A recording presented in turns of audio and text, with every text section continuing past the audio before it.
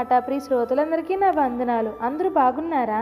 మీరందరూ బాగుండాలని వాక్యం నిత్యం స్థిరపరచబడాలని ప్రార్థిస్తున్నాను. ఈరోజు దేవుని వాక్యం ఎఫెసీ 5వ అధ్యాయం 15-16 వచనములు.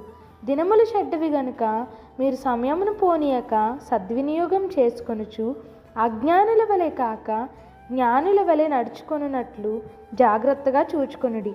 ప్రియ దేవుని బిడ్డలారా, ఒకవేళ దేవుడు మనకు 70 సంవత్సరములు ఆయుష్ మనకి ఇస్తే 23 సంవత్సరములు నిద్రపోతాం, 14 సంవత్సరాలు పని చేస్తుంటాం, 8 సంవత్సరాలు టీవీ చూస్తూ ఉంటాం, 8 సంవత్సరాలు వినోద కార్యక్రమాలకు గడుపుతాం, 6 సంవత్సరములు తింటూ ఉంటాం, 4 సంవత్సరములు ప్రయాణిస్తూ ఉంటాం, 4 సంవత్సరములు సంభాషిస్తూ ఉంటాం, 1 సంవత్సరం చదువుతూ ఉంటాం, 1.5 సంవత్సరం విద్యాభ్యాసం చేస్తూ ఉంటాం.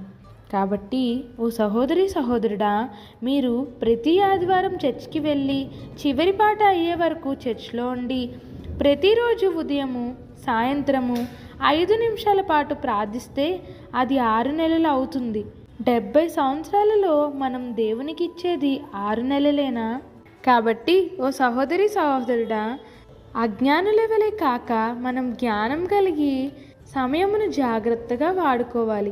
అనవసరమైన వాటికి వ్యర్థముగా సమయమును వెచ్చించక దేవుని కార్యాల కొరకు ఉపయోగించాలి. ఇట్లు మీ సహోదరి డార్కస్ గ్రేస్ మర్నతాశాలం. మా ఛానల్ని లైక్ చేయండి, షేర్ చేయండి, కమెంట్ చేయండి. మరిన్ని వీడియోల కొరకు మా ఛానల్ని సబ్స్క్రైబ్ చేయండి. పక్కన ఉన్న బెల్ ఐకాన్ క్లిక్ చేయండి. Thanks for watching.